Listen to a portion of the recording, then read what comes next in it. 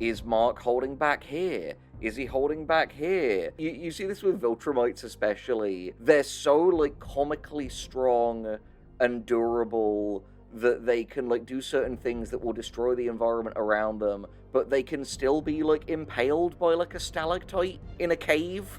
Like, it feels like it's very kind of inconsistent. Wanna be a wannabe? Like and subscribe. We may not be alive, but we are. Smash cut to title card. There we go. It's Invincible. It's back for a second season. And guess who else is back? Henry Galley back on the channel.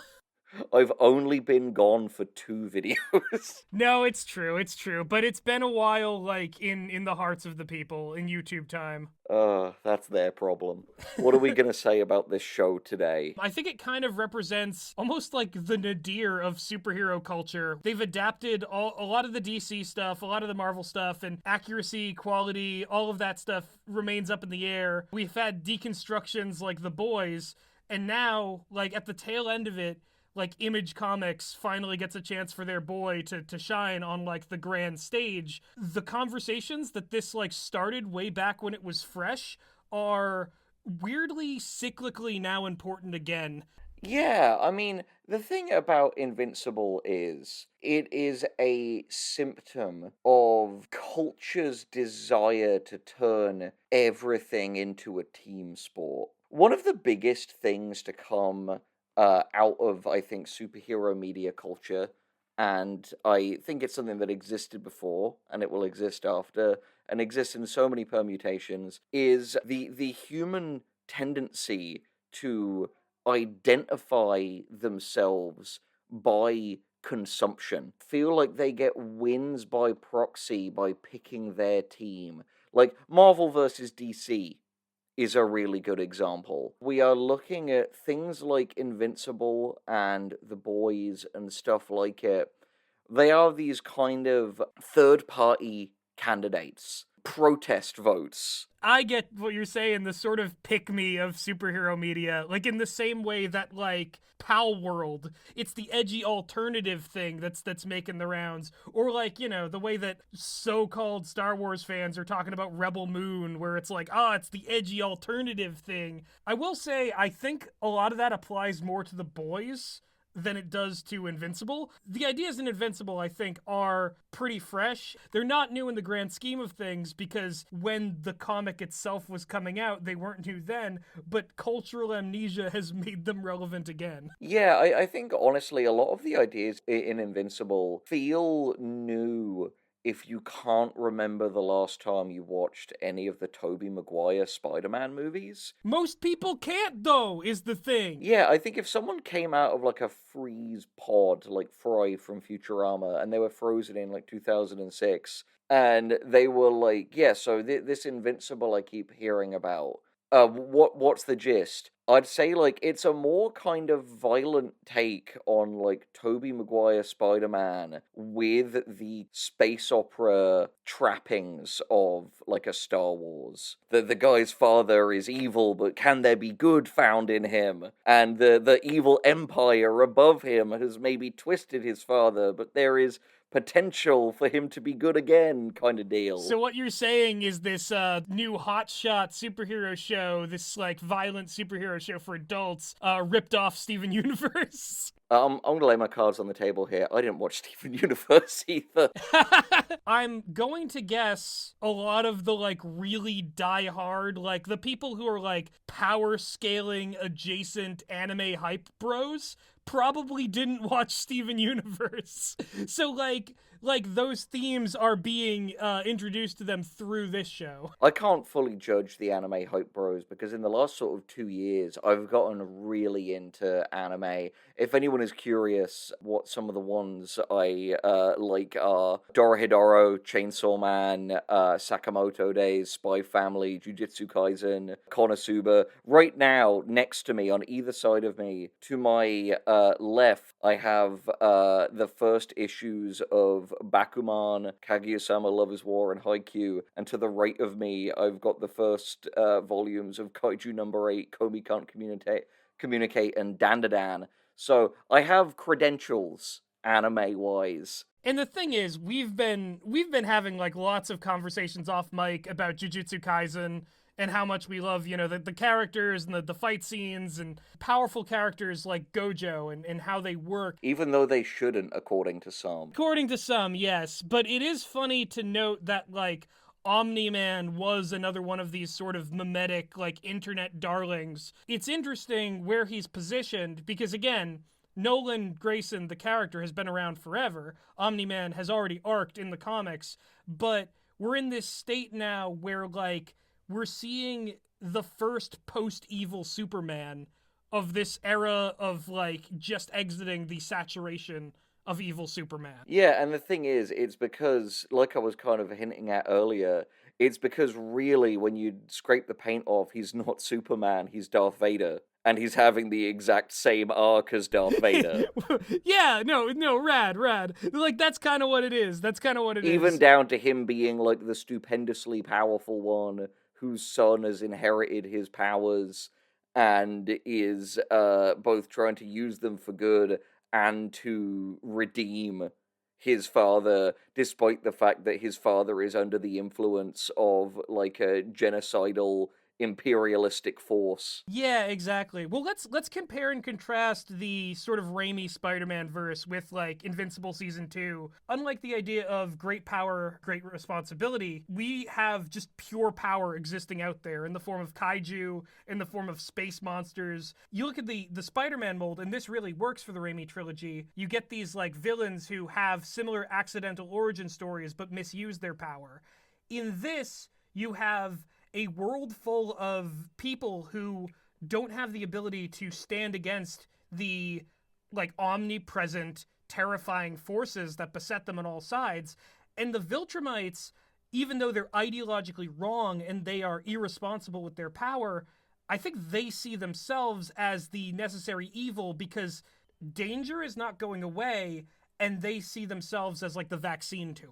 Every, like, fascistic government believes that the way they do it, like, is the right way, and that ultimately, might makes right, and that, like, strength equals security equals safety. A good image that represents that is when we see a new Viltrumite character just bulldoze straight through a kaiju, showing that she's many times more powerful than Nolan and represents a more pure variation of what he was standing for when his morals weren't being compromised. It is very much in that way, like you said earlier. It's a one for, like, the kind of power boner. Well, this dude can, like, punch through the sun, and this guy can punch through fucking 30 suns.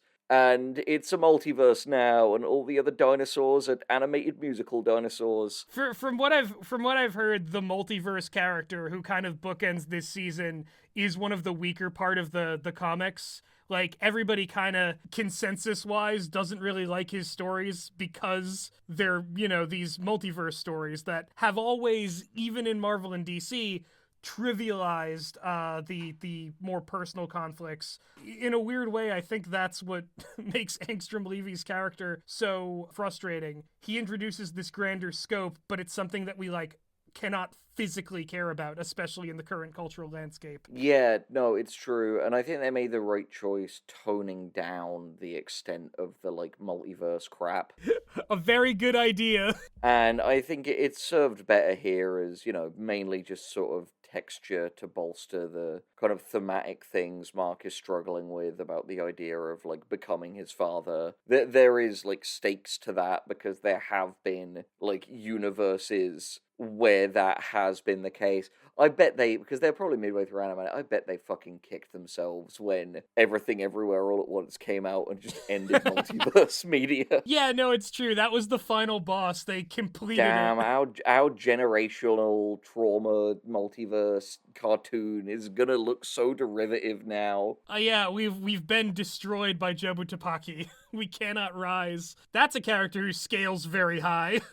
On the power scale. Yeah, I mean, it's one of those things where in a video that we nuked from the channel for reasons, the Stanley, whoever the writer wants to win, very much echoes through my mind because it's like the fights feel like it is always kind of raw strength versus raw strength. Punches, blood splatters, compared to, well, okay, how can this way of fighting or this power contradict and cancel out this power? In some ways, it feels a little bit less satisfying because it very much feels like the whole, like, is Mark holding back here? Is he holding back here? It's one of those things where, and you see this with Viltrumites especially, of, like, they're so, like, comically strong and durable that they can, like, do certain things that will destroy the environment around them, but they can still be, like, impaled by, like, a stalactite in a cave. Like, it feels like Yeah, it's yeah. very kind of inconsistent. Like, the Viltrumites are as strong and as durable as they need to be. Ditto for, like, Omni-Man and the Immortal could, like, go blow for at least a couple of minutes when they're prepared in the first But season. not if Omni-Man turns his hand sideways. Then he can chop through his flesh like butter for some reason. Well, ditto for, like, Invincible can, like, solo him. This is something that I think has always been true of, like, big, strong guy media. Like, wherever there's the, like, as the TV tropes would call it, the flying brick, whose power is they're strong and they can maybe fly to get around places. The strength of those characters is never consistent. I do think that is, like, somewhere where, like, Invincible kind of falls short. The fights themselves can only ever be, like, who squashes who first. There's not really that much strategy. There's just some people who are stronger than others. You know, it just so happens that our protagonist, Mark, is realizing that he's one of those people who just needs to manage that strength because things are gonna break either way. It's one of those things where it's like, and I think they knew that people were, like, memeing about how kind of silly the violence could get at times with them changing the Invincible title cards in this to not be, like, ever more, like, splattered with blood. Oh, I'm sure they'll change it back to blood splatters in the third because they're unbloodying the title card. It makes me think of this old joke on The Onion that was talking about, like, well, people like violent sports, so as a way of, like, making American football more violent, we're, like, injecting extra blood into the players, so when they clash against each other, there's always, like, blood sprays. Like, the comical amount of blood that came out of Angstrom Levy's head when he's, like, smashed up. To be fair, look at how much blood was probably in that head. No, he did have a big head, it's true. I will also say this, like, I was spoiled on that exact moment on social media for a while. And I gotta say, I think the show did it a million times better than the comics because it feels like in the comics it's way more of a power scale hype bro thing. And although that's inevitable in the show made the good executive decision to make it more about Mark's actual human reaction to knowing that he did that, the thing he did. Yeah, no, it's true. Honestly, that's where, like, a lot of the best changes to the show is when it goes a more humanistic route. Because, yeah, the violence is always going to be people get put into the meat grinder, except for the people who are, like, immune to meat grinding. But it's what they talk about in between and how they react to the violence, how they recover from their injuries and the trauma. That's, like, sort of, if that didn't happen, there would be, like, no show. Like, there would be no sense of, like, progression in this world. Yeah, it's true, because I think about, like, that big fight with the Lizard League that I think, went really viral when it happened. It's like, oh god, have they fucking killed everyone? And it's like, actually, no, they killed literally no one. It's kind of what you would call like a red wedding cake. The feeling of a red wedding, the taste of a red wedding. With none of the consequences. It was trying to do its best Battle Beast from season 1 impression, but unlike that, where, yeah, again, nobody dies, we weren't really expecting the specter of death to hang over these characters at that point in time. That Lizard League fight in particular introduces it and then just kind of sidelines it. That's the thing. I think the biggest problem that season 2 has is, and this is a problem inherent to the comics as well, Not just the comics, Invincible comics, maybe just comics broadly. but it is a specific Invincible thing, like a stealth game that slowly becomes a shooter over the course of its progression. Invincible slowly becomes less a superhero story and more of a space opera, the more like fucking space stations and like planetary councils like debating the right way to proceed and that kind of thing we have to go forward. Because the thing is, I enjoyed Invincible season 1, but let's be real, a big part of its appeal, or I think a big part of its like buzz at the time, was the fact that it was like shocking. Like the Guardians of the Globe thing at the end of the first episode is such a good like, oh my god, this is not what I thought it would be. Let's see what happens kind of hook. And the Battle Beast thing was a really good example of, like, literally exists to show, we can't afford to play around here. There are, like, legitimate threats of, like, horrific bodily harm and death if you don't do that. You can only introduce the threat so many times before you have to like pull the trigger and kill a character. Yeah, that's the thing. It's the big problem of the whiff of death doesn't stay quite as potent when, like you said, that trigger is never actually pulled. Kind of crazy that the Immortal is still walking around and doing stuff, even though Omni-Man killed him twice, and like the second death could have been we could have accepted that as the done deal, but it's comics, man. They're all like this. I've actually really gotten into, I've become a proper, like, stereotypical nerd. I've really gotten into comics as well, and I've read a shitload of them. And, like, I've read some Marvel and DC, but to be honest, it's mainly been Image Comics that I've been reading, specifically a lot of their, like, creator-owned stuff, whether it's, like, Snot Girl, Motor Crush, I can't remember if Click Click Boom was one of theirs, but like a whole bunch, and some like classic Alan Moore stuff. And the thing is, what's frustrating is Invincible being under Image is one of those things where it's like we can't really give it a pass of, well, that's comics, because under Image it doesn't have to be. Oh yeah, and the caveat there is that's superhero comics because the comics did have a lot more multiverse stuff. They had like a lot more iterations of the Guardians of the Globe being killed over and over again. A lot more just minor villains that show up to be the villain of the issue. I guess it's a tall order putting all of that together into a show and making it feel new and fresh when none of it is or can be, especially since we've existed in the morass of entropic superhero media. Yeah, and I think that's the thing. It's like what I come down on in the end is that, like, despite the instinct to kind of, that team sports thing of like, but this is different.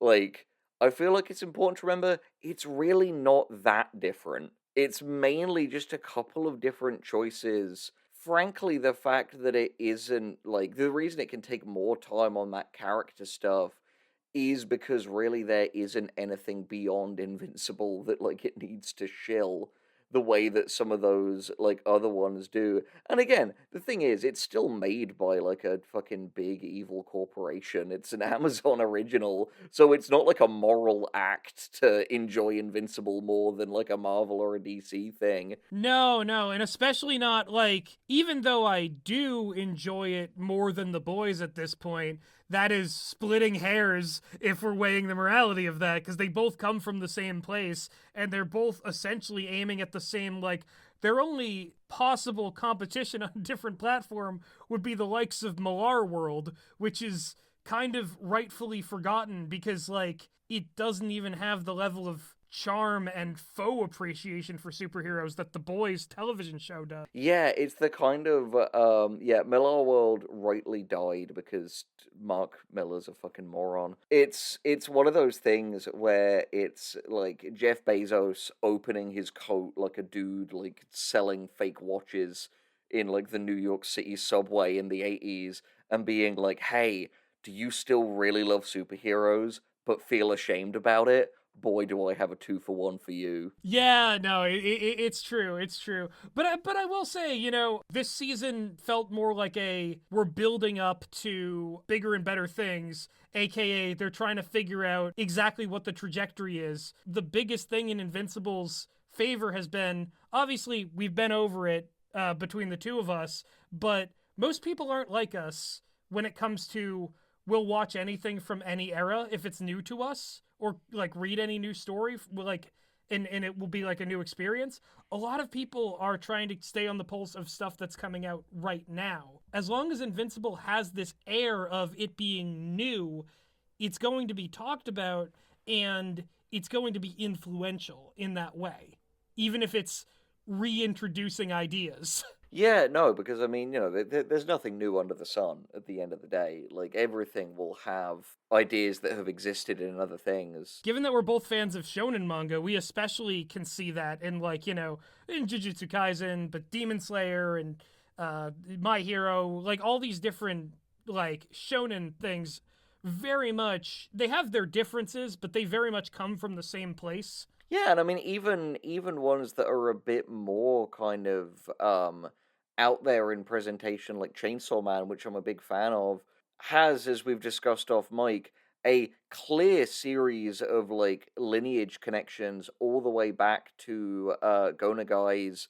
Devilman, with the whole like dude who embodies the power of some monster that exists in the world to fight against it and has angst about it, which, you know, gets revived by like Attack on Titan in the early 2010s, and we're seeing kind of get another renaissance now in things like Kaiju Number 8 and Dandadan, which take inspiration from Chainsaw Man. Like, yeah, there are all of these like lineages, you know, of formula, of form, of creation. It's always just a question of whether you subjectively, the audience member, feel like the latest iteration added, I guess, sufficient texture to the exquisite corpse. Yeah, I guess that's the big question in the room then. Like, does Invincible advance the conversation? This iteration of it, does it do that? Again, I think it's a subjective thing.